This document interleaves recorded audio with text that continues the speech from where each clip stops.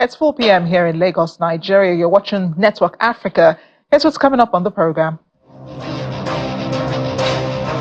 Kenyan President William Ruto praises Kenya police force as the country pledges to send 600 more police officers to Haiti. Nigeria's Vice President Kashim Shettima in New York for the 79th session of the United Nations Assembly. Plus, still at the UNGA, a pact for the future has been adopted to address immediate crisis and lay foundations for a sustainable, just and peaceful global order.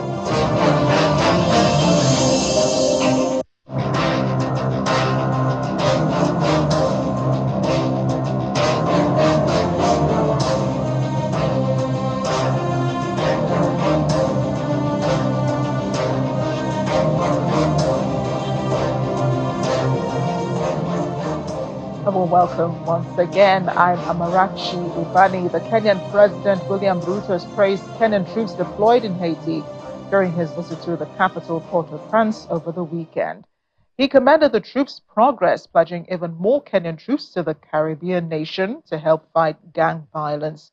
Mr. Ruto says he plans to send 600 more police officers to Haiti in the coming weeks, bringing the total number of Kenyan forces deployed to the country to 1,000.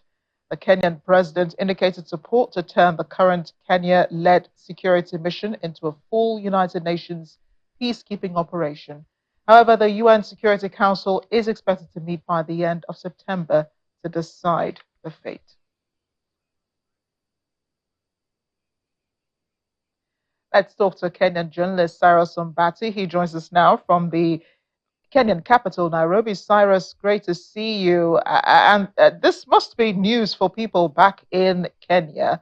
The fact that the country is going through domestic issues, and yet you're deploying troops abroad. Well, that's as you have said very clearly, it's news to Kenya because all along some Kenyans have opposed the whole process of deploying Kenyan police to Haiti.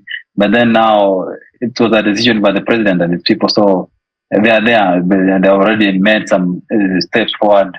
And the fact that Mr. Ruto visited there and said that, everyone is saying, well, we are there now. What do you do? There's nothing much you can do. Yeah, nothing much you can do. He's made this decision unilaterally, I'm thinking. Or is this, a decision he discussed with members of the cabinet? Agreeing to send 600 more police officers. I mean, the first deployment was already criticized by Kenyans, and now this piece of information that's news to everyone. No, it's not a new deployment because the 400 actually initially the plan was to deploy 1,000 police officers, 1,200. But now they have said it's 1,000 police officers. So the first batch went in June. The first batch of 400 police officers went in June. So this is the second one, which is supposed to join the first one. There's 600 more police officers. We understand currently they are in some training here in Kenya to prepare them for the deployment. And they're undergoing this prepare to be prepared mentally to be deployed in a hot area. You see, in Haiti is very hot as compared to Kenya. And then they'll join the other group, which is already on the ground. So it's not a new deployment to say per se, but part of the ongoing process of deploying the police officers there. And with Kenya going through a cost of living crisis, Cyrus, how will these soldiers, how will the remuneration come? Has the president explained how they will be paid, where the monies will come from? Well, we understand, this process is backed by UN and America and some other countries like maybe Canada, these other countries and near Haiti, they are supporting the process. So we understand that the money is supposed to come from a kitty, which is like a fund which has been created by the US government. There are countries which are depositing money to that kitty. So that's where Kenya is withdrawing the money to pay these police officers. We understand it's almost 50 million shillings being paid currently, the 400 officers who have been deployed, 50 million a month for 3 months so far. Then we expect by next week, as they have said, they are going to be reheaded into the UN, it will be a peacekeeping mission. So that will now be seen. The process will now be undergoing or be transferred to the UN officially. In as much as currently the process is supported by the UN, Kenya and some countries led by the US are the ones funding the whole process. Yeah, and I know that there are about 1,900 officers from other countries that are already on the ground in Haiti. So just wondering if Kenya is the solely at the forefront of this mission here in Africa. In total, the whole mission should be kind of 2,500 police officers. That from Kenya, Jamaica, Belize, Benin, DRC, some countries from Africa. There are some countries from Africa also have joined the process. So far, Kenya is the one which has been deployed. Then Jamaica sent their officers last 2 weeks ago, joined by Belize, which are also neighbors in the Caribbean. Then we are expecting more countries are going to join through the whole process, the whole team. That's from Africa and the others who are pledged.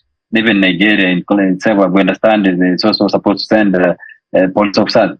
So Kenya is the lead kind of team, is the leader of the whole team. Then now we hope that once they join the UN, the terms of payments, kind of the medical services they are going to be getting, they are going to be better, and the process is going to be prolonged because they understand the mandate is supposed to end by the end of this month. So it means that the UN has to discuss, and the process of now again being converted into the UN peacekeeping mission will start. Yeah, yeah. And just for the sake of our viewers, why is Kenya so interested in helping Haiti out with gang violence?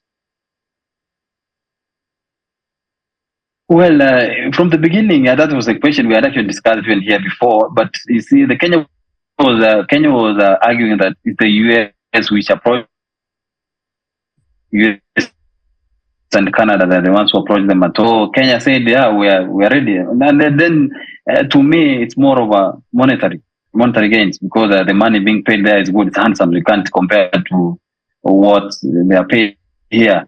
I mean, if you say, for example, you are paying police officers 1,400 US dollars a month, more from one way you want to look at it, because in any case, whatever is going to face there is not different from what he faces here, because they are dealing with the gangs in our slum, and then the police officers are saying, we are okay with it, we can go. Unlike Kenyans who are pessimistic from the beginning, saying, oh, we are going to die, police officers are going to die, but then Kenyan police officers who are there, they're saying, they're happy. They're okay. Oh, that's a real twist, isn't it? Cyrus, thank you again for joining us on the program. Thank you so much for having me on the show.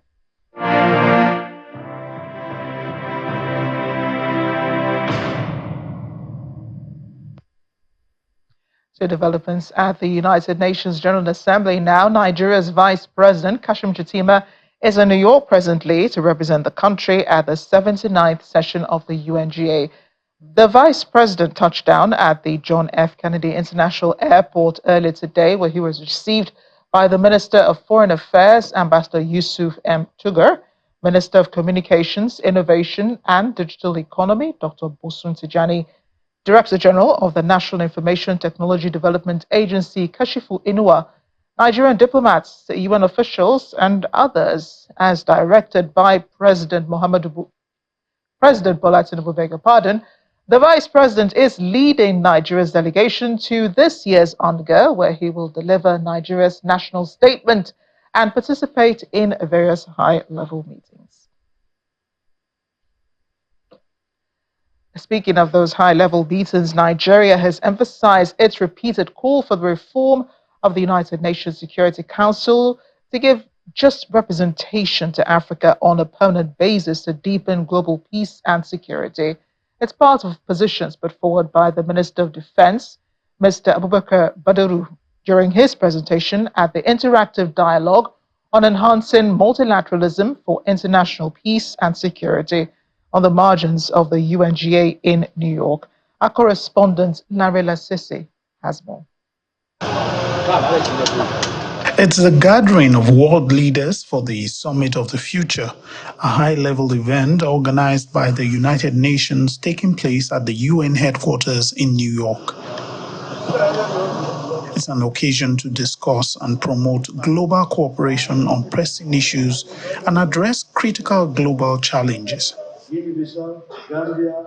The Minister of Defense made a presentation at an interactive dialogue on enhancing multilateralism for international peace and security, which took place on the sideline of the summit. From 1960 in Congo, we have been in 41 different United Nations missions to provide security across the world. Based on that background and the effort of Africa, we also call on the United Nations to reform the United Nations Security Council so that Africa can have a permanent seat. It is time, we deserve it, for justice and for equity and for inclusiveness. The Minister of Youth Development believes some of these meetings will mobilize resources for the country.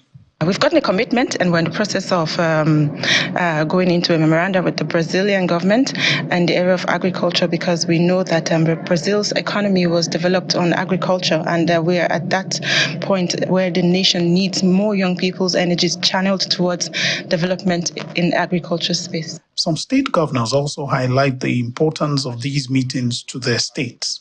We just had a meeting now with a company that is in charge of energy. And they're really doing well, and they have the financial capacity to be able to partner with states like Nigeria. So it's an opportunity for Zamfara now to key into these guys so that it will be nice to have proper power in Zamfara state, because that will lead to development. This first meeting, speaks about developmental and then interconnectivity of electricity.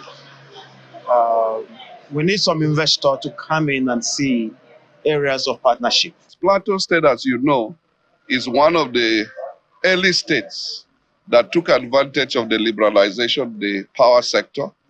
And so we're looking at how to develop capacity in that sector so that we can move from just putting the framework in place to making it a reality. These meetings are expected to continue into the week as the United Nations General Debate commences on Tuesday, the 24th of September. From New York, Lanre Lasisi, Channels Television News. We'll stay a bit longer in New York. The United Nations General Assembly has adopted a landmark agreement titled Pact for the Future. The pact, which was presented by the Democratic Republic of Congo, was approved by 143 votes on Sunday at the start of the two-day summit of the future in New York. The pact represents commitments to solving long-term global challenges. It also includes an annex on working towards a responsible and sustainable digital future. The Assembly will now take a decision on draft resolution A/79/L2 entitled The Pact for the Future. May I take it that the Assembly decides to adopt draft resolution A/79/L2? It is so decided.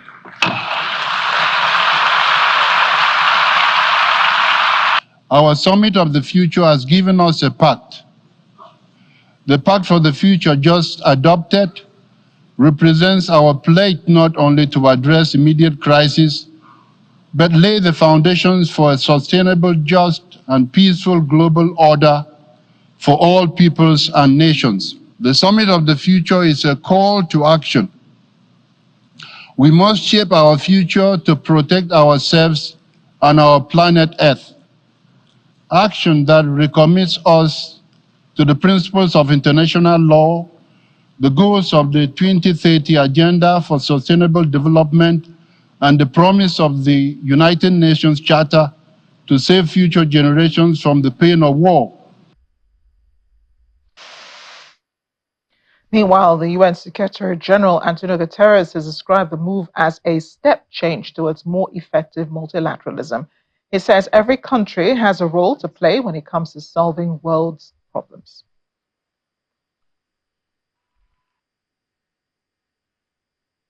We need multilateralism that is more inclusive, more effective, and more networked, with stronger links between international institutions and with the people. That means greater representation of developing countries. And it means a stronger voice for all of you and what you represent. We will not solve today's global problems without contributions from all of society, from civil society and young people, delivering change, promoting accountability, demanding better standing up for truth and justice, and using new technologies to organize for a better world. The Pact for the Future must lay the ground for reform. Reform of the outdated United Nations Security Council to make it more effective, but also more representative of what the world is today. Reform of our international financial institutions so that they supercharge resources for sustainable development and for climate action. Reforms of the rules governing outer space, currently a chaotic free-for-all, and reform how we respond to complex global shocks and work together on peace and security. Welcome back to Network Africa. On Channels Television, we continue our coverage of events at the United Nations as the General Assembly holds this week.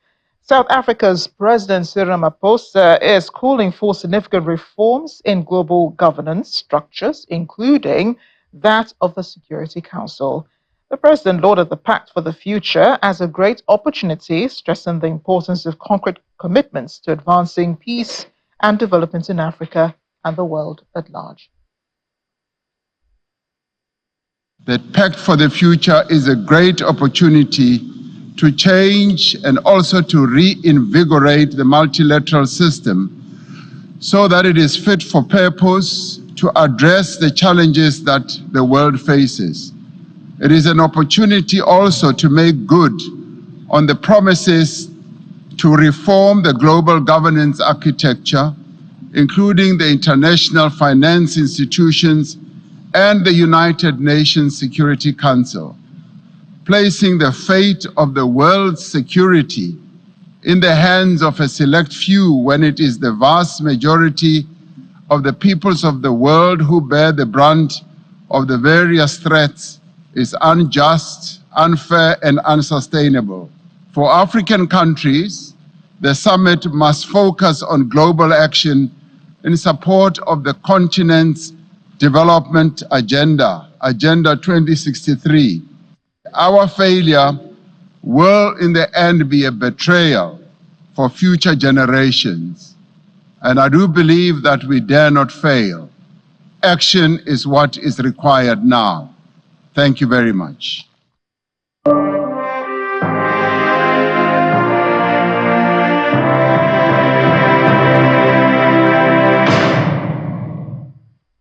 The European Union has released 5.4 million euros in humanitarian aid to help the most affected populations in the aftermath of devastating floods in the Sahel and Lake Chad regions.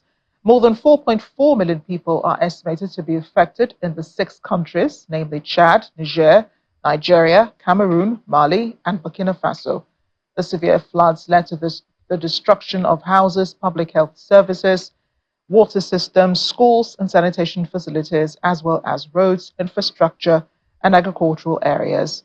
Meanwhile, the lack of access to water, hygiene, and sanitation services is increasing the risk of spreading waterborne diseases. According to the EU, the funding is expected to help humanitarian partners on the ground provide immediate aid and respond to the most urgent needs concerning food, shelter, access to clean water, and sanitation, as well as other essential services in the hardest hit areas. Politics in Tanzania, as 2 opposition leaders have been arrested as police officials aim to stop anti-government protests in the capital. The police also arrested 12 people for defying a prohibition of protests. According to authorities, the chairman of the main opposition party, Chadema's Freeman Mbowe, was detained on the street while his deputy, Tundu Lissu, was taken from his home amid plans to demonstrate against alleged killings and abductions of government critics. Rights campaigners have accused President Samia Hassan's government of targeting opponents ahead of local elections in December and a national vote next year.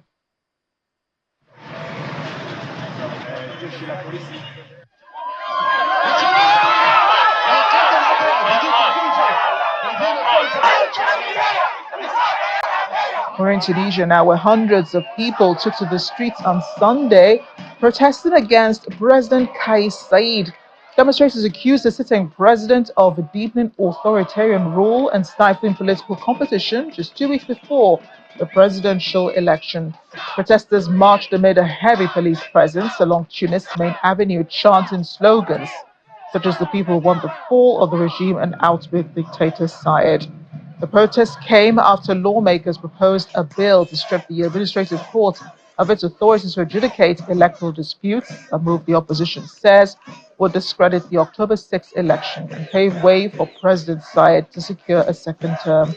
The president, who was democratically elected in 2019, has tightened his grip on power and began ruling by decree in 2021, in a move the opposition has described as a coup. Here in Nigeria, the senator representing the Lagos West Senatorial District, Idiat Adebule, has called on more women to get involved in politics to see positive results at the federal and state levels. The senator, who was speaking at a joint forum organized by the UN Women, the National Institute for Legislative and Democratic Studies, encouraged women in different fields to be part of decision-making in the country. As provided in the Act to be paid by defaulting parents in today's value of the naira. Nigeria has been recording low participation of women in elective and appointive positions. Efforts have been made to improve on this, in line with the declaration made at the 4th World Conference on Women in Beijing, which advocated 30% affirmative action.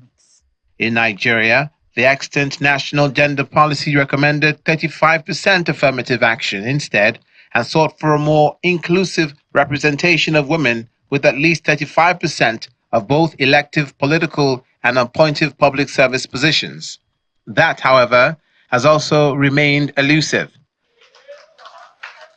The need to have more participation and representation of women in the political space is the reason for this gathering in Ikeja, the Lagos state capital.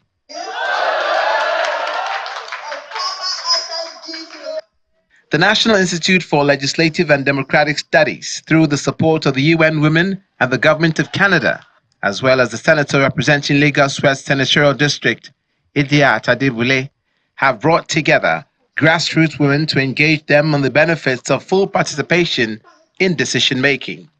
Lagos is doing well, but we can do better. We need to have more women in elective positions. You can see the numbers, they are not encouraging. Out of 109 senators, only how many are women? 4. Only 4 are women. Out of 390-something House of Rep members, how many are women? Only 16. We don't even have a female governor in Nigeria. 36 states plus FCT is not too good. Senator Adebule, who is leading the conversation of women participation in politics, asked women to take their rightful positions in the country. This is a major challenge, and as such, we are advocating that more women should participate in politics and be part of what we are doing. Hopefully, more women will be elected across the country in the 2027. Therefore, we must work hard and smart to expand our influence beyond our homes, our workplaces, and encourage our girls' children to be confident and believe in their abilities to conquer the world. She also charges the youth to get involved in politics. You need to prove your worth. And being in politics, you need to carve a niche for yourself. It is your time to arise, it's your time to shine. And mothers are supporting us. And mothers are giving us their best. This is the time for us to say, this is our time. Not just saying this is our time. Even if you don't want to contest our election, let your voice be heard. Senator Adebule is one of the few women who have grown in Nigeria's political space. Between 2015 and 2019, she served as the Deputy Governor of Lagos State and currently represents the Lagos West Senatorial District seat at the National Assembly. She and others at this gathering are asking other women to join the political train in order to improve the participation of women and which they believe will engender better governance in the country. And that's it on Network Africa today. Thanks for watching. I'm Amarachi.